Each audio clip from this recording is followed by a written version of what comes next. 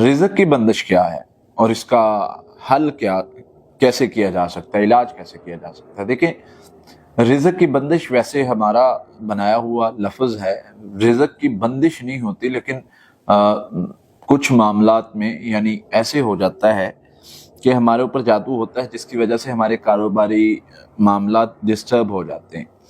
تو وہ ہم لوگوں نے اس کو رزق کی بندش کا نام دے دیا ہے۔ لوگ کہتے ہیں کہ کسی کے روکنے سے جو ہے وہ جادو کو اللہ کی ذات رزق دیتی ہے، تو کسی کے روکنے سے کم نہیں ہوتا، یہ رکتا نہیں ہے۔ دیکھیں، وہ ایک الگ چیز ہے اور اس کو ہم مطلب اس لحاظ سے اس طریقے سے نہیں دیکھیں گے۔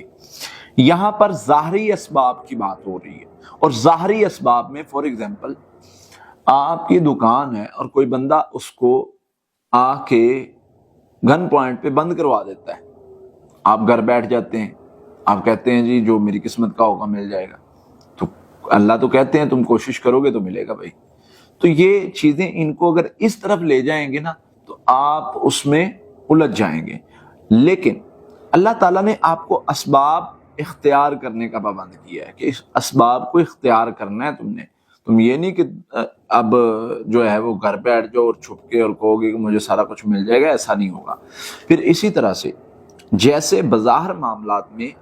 کوئی آ کے آپ کی شاپ کو زبردستی بند کروا دے، اس پر کوئی مسئلہ بنا دے جس سے آپ کا وہ کاروبار رک جائے، تو آپ کیا کہتے ہیں کہ جی فلاں بندے نے میرے کاروبار کو بند کروا دیا۔ پھر اسی طرح سے جب جادو کیا جاتا ہے تو اس میں یہ ہوتا ہے کہ کچھ چیزوں کو بدل دیا جاتا ہے، معاملات کو بدل دیا جاتا ہے، اور جو بھی اس کاروبار میں یا جو بھی اس دکان پر آتا ہے اس کے احساسات، فیلنگز چینج ہو جاتی ہیں، اس کو چیزیں اچھی نہیں لگتی، تو وہ اس طرح سے اس دکان پر ایک طرح سے بندش والا معاملہ ہو جاتا ہے کہ وہ کوئی بھی آتا ہے لیکن اس سے وہاں سے کچھ خرید نہیں پاتا، تو وہ اس طرح سے معاملہ ہوتا ہے۔ لیکن اس کو جیسے کہ عام فہم لوگوں کو سمجھانے کے لیے، سمجھنے کے لیے اس کو بندش کا نام دے دیے گئے،